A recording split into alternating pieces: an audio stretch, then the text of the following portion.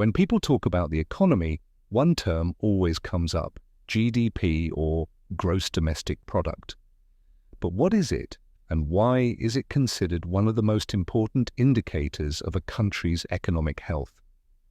At its core, GDP measures the total value of all goods and services produced within a country's borders over a specific time period, usually a quarter or a year.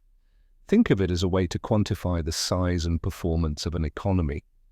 But there's more to GDP than just a number. There are three ways to calculate it: the production method, which looks at the value added at each stage of production; the income method, which sums up everyone's earnings, like wages, profits, and taxes; the expenditure method, which calculates everything spent by consumers, businesses, and governments, plus net exports.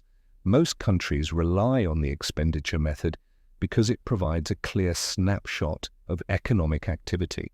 Now, here's where it gets interesting. There are two types of GDP you'll hear about: nominal GDP and real GDP. Nominal GDP is calculated using current prices, meaning it doesn't account for inflation. Real GDP, however, adjusts for inflation, giving a more accurate picture of economic growth over time.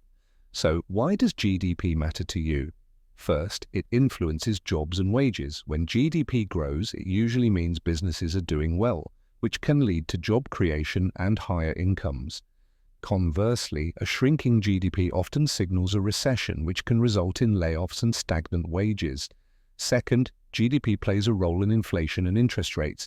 If GDP grows too quickly, it can trigger inflation, prompting central banks like the Federal Reserve or the RBI to raise interest rates. On the flip side, when GDP slows, they might lower rates to stimulate spending. Finally, GDP impacts government policy. A country's GDP growth, or lack of it, guides decisions about taxes, infrastructure spending, and public programs. It also influences investor confidence, which can affect the stock market and ultimately your investments.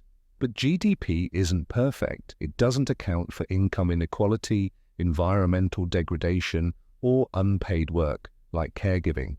Economists often debate whether we should rely so heavily on GDP to measure well-being. In short, GDP is a vital tool for understanding the economy's health and direction.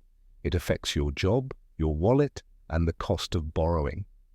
Staying informed about GDP isn't just for economists. It's for anyone who wants to make better financial decisions. If this helped you understand GDP a little better, let us know in the comments and subscribe for more bite-sized financial insights.